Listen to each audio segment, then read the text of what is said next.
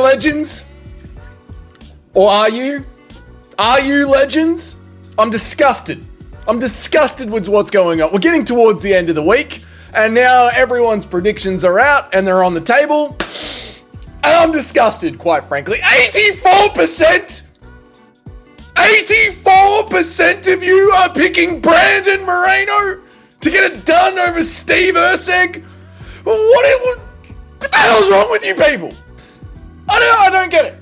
I do not get it. I don't get it. What happened to the Erceg stand-up? What happened out there? What happened to all the boys that were riding with Erceg? What, he gets touched up by Kai Kara France? What? He zigs when he should have zags and suddenly it's over? We're just alone out here? You know, I don't understand what is going on. What are you people seeing? You know? Are you saying that all you can see is that one awesome fight against Alexandre Pantoja? The one where he did end up losing because of his own decision making. It was so bad in the last round. But that means that he's learnt from that.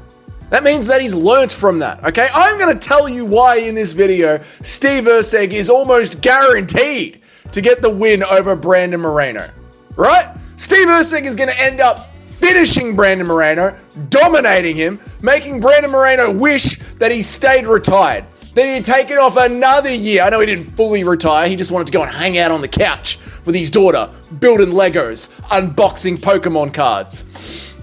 I'm not going to lie, it sounds like kind of a sick life, to be honest. But either way, I regress. Sean Strickland, I digress. Steve Erceg is going to end Brandon Moreno's Max Holloway-esque run at flyweight this weekend, okay? And I will explain why thusly. Firstly, that Pantoja fight. Look, going into that fight, what was everyone talking about? Steve Erceg's boxing. Steve Erceg's boxing. How good Steve Erceg is with the hands. When really, Steve Erceg is a grappler at his core. It's his scrambling that he's so good. People completely overlooked that, and it really showed up in the Pantoja fight. Now, yes, he did end up losing the last round in the grappling transitions, but you know, he was winning key moments of the grappling and being able to scramble out of Alexandre Pantoja. And the fact that Pantoja is number, 7th or 8th or 9th on the pound for pound list is a joke. Pantoja is easily the number 4 best pound for pound fighter in the world right now. And overall, Erceg was able to stay very, very scrambly with Pantoja. You know, just barely a step behind him. We're talking one transition, a step behind him. Even better in sometimes being able to get on top of Pantoja. So Steve Erceg, when it comes for pound, match for match, grappling with the champions, Steve Erceg might be up there as a championship level grappler. He is that close when it comes to the grappling. And then when it comes to the striking, let me ask you this. Who was getting the better of the striking? Erceg or Pantoja? Who was getting better of the striking? It was Erceg. It was Erceg. There was a reason that Pantoja started throwing like a maniac and losing a bit of his crispness, yeah? Trying to hurt Steve Erceg. Because Erceg was hitting him with anything that he wanted to. Erceg was slipping and ripping, getting inside, landing the elbows on him, forcing Pantoja to make mistakes. That's why Pantoja started throwing so much grappling at him. That's why Pantoja went for the takedowns. And Erceg was able to reverse that and get back on top. Erceg is a champion level striker that was putting it on Pantoja. So you've got elite striking, elite grappling. Now maybe people are like, oh, but Erceg just got chinned. You know, he's chinny now. He was just knocked out. He said what he should have said. Things happen. All right. And Steve Erceg is early enough in his career to bounce back from being chinned. You know, like Dustin Poirier back in the day, hundreds of thousands of years ago, Dustin Poirier was finished via punches to Conor McGregor. Yeah? To Michael Johnson, hundreds of thousands of years ago. But Dustin Poirier's chin has absolutely recovered. Are you saying Dustin Poirier is chinny, sir? Is that what you were saying? That Dustin Poirier is chinny? No, he isn't. Dustin Poirier is absolutely recovered. Absolutely. He got slept against Gaethje, but went to war with Islam Makhachev. Islam Makhachev was slept early in his career. His chin is absolutely recovered. Makhachev took heavy shots from Dustin Poirier. Yeah? We were just having an argument on the live stream recently, going into the Justin Gaethje-Rafael Fiziev fight. Everyone's like, oh my God, Gaethje, he's going to get chin. His chin's absolutely destroyed. Gaethje has no chin left. Old glass chin Gaethje, here he comes. He just got slept by Max Holloway. All Fiziev has to do is crack him once and down Gaethje goes. But no. Gaethje was able to tank all of Fiziev punches. That inside elbow that Fiziev throws, Gaethje handled it easily, because the circumstances were different, you know. It's different. Like Alex Pereira, when he got chinned, you know, by Israel Adesanya and then moved up to light heavyweight, everyone's like, oh my God, what about Jan's boxing? Alex Pereira was fine.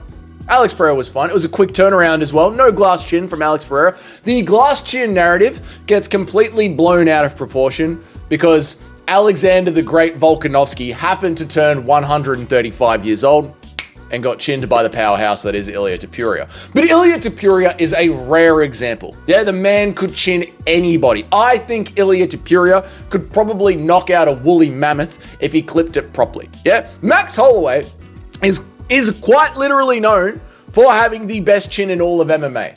MMA On Point once did a breakdown of the best chins statistically, and no one has absorbed more significant strikes with fewer knockdowns than Max Holloway. Max Holloway is quite literally the greatest chin that MMA has ever seen, and Ilia Topuria has left it. It's one of those funny little accolades that people don't really appreciate enough, you know, like Islam Makhachev getting a submission win over Charles Oliveira. Yeah, the greatest submission artist in all of MMA. We're truly living through a golden age right now, boys. Anyway, I am digressing again. Let us get back to Steve Erceg and Brandon Moreno. The point is to say that just because Steve Erceg got chinned in his last fight, yeah, does not mean that he's going to get chinned in this fight. And as you can see here via the stats, a vast majority of people are picking Brandon Moreno to sleep Steve Erceg. That is completely overblown. The next point that people want to talk about is the elevation. The elevation of Mexico City. Oh my God, you know, Brandon Moreno, he grew up in that elevation. He builds Legos in that elevation. He'll be fine with that elevation. Steve Erceg is going to suffer.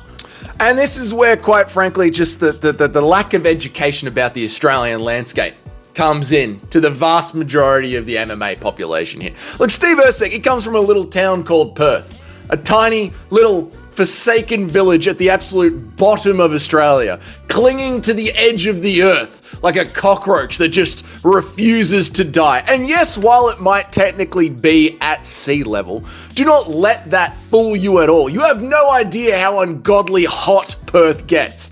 It's not just like a normal sort of heat. It's biblical. It's end of days sort of heat. It's fire and brimstone and suffering.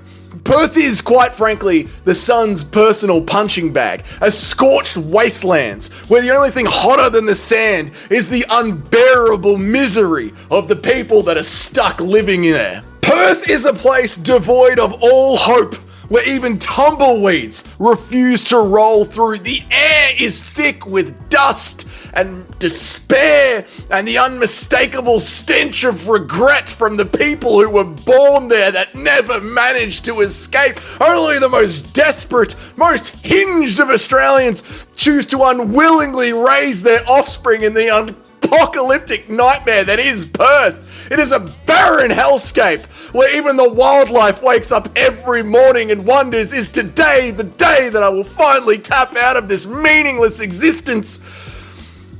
So for Steve Erceg, stepping out of Perth into a second world country like Mexico, it will not just be a change of scenery.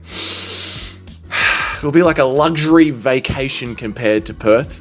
He will feel like it is a first-class spa retreat in the air of Mexico. He will love it. He will breathe in the sweet, sweet air, and it will not hinder him at all, the elevation. Obviously, that kind of hellish environment is going to give Steve Erceg the edge, and he is going to go on a hunt for another epic knockout, just like he did against the great Matt Schnell. Yeah? That's the other thing. People are like, oh, what? Steve Erceg doesn't have the power to put people to sleep. He doesn't have the power to put people to sleep. He put out Matt Schnell, mate, you know?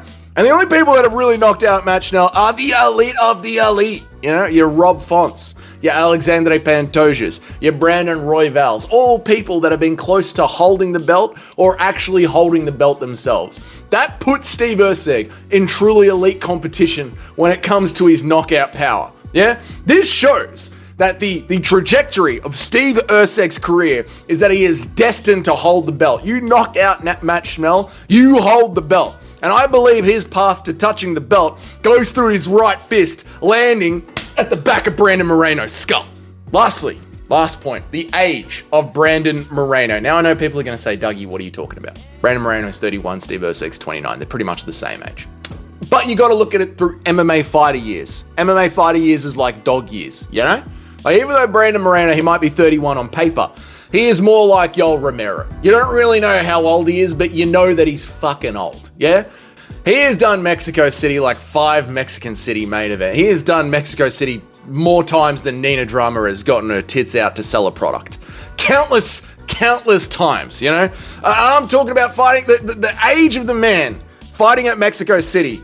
It's almost like he has been to the top. He's done it before. He's done it so many times. Now he's sort of like Leon Edwards. He's lost the fire. After getting the belt, he's just quitting on himself. Brandon Moreno has said his mental strength isn't 100% anymore. He needed to take time off to recoup, to get some relaxation on the couch. Whereas Erceg, he's fresh. He's yet to touch the belt. He's still fiery. This gives the advantage to Erceg. Steve Erceg has got everything going for him. He's got the knockout power. He has got the grappling. He has got the youth. He has got the fire. He's still poor. He still lives in Perth. Steve Erceg is going to win. Glory to Steve Erceg. Glory to the Southern Cross. Glory to Ned Kelly. Glory to the Eureka Stockades. Erceg! Erceg! Erceg! Erceg!